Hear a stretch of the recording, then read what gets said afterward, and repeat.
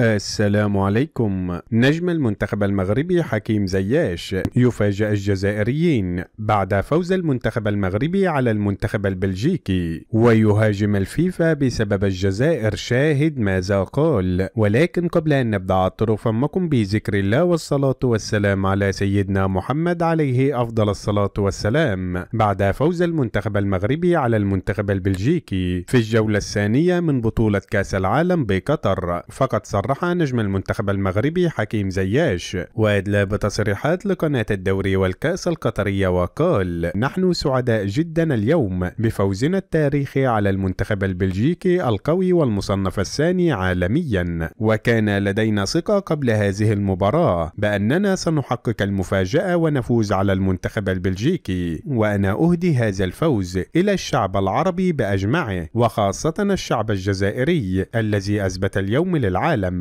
أن المغرب والجزائر بلد واحدة. وأنا شاهدت الأعلام الجزائرية ترفرف في المدرجات اليوم دعما للمنتخب المغربي، فهذا ليس جديد على الجزائريين، فهم دائما يدعموا المنتخب المغربي في البطولات العالمية، فدائما الجزائريين يدعموني بصفة شخصية وأنا لا أنكر هذا، فدائما يدعموني برسائل عبر مواقع التواصل الاجتماعي، وأنا سعيد بهذا للغاية، فأنا أصدقائي معظمهم جزائريين في الغربة وأعتز جدا بصداقتهم، وبالرغم أن الجزائريين دمهم حار ولكن هم أطيب شعوب الأرض على الإطلاق، وهم أقرب الشعوب إلى قلبي، وأهدي هذا الفوز إلى كل الجزائريين الذين دعمونا اليوم أمام المنتخب البلجيكي، وهذا يدل أن المغرب والجزائر دائما يد واحدة، ونحن ليس لدينا علاقة بالحكومات، ولكن نحن كشعوب العلاقة طيبة دائما. ولكن أوجه سؤال للفيفا: لماذا دائما المنتخب الجزائري يتعرض لمؤامرات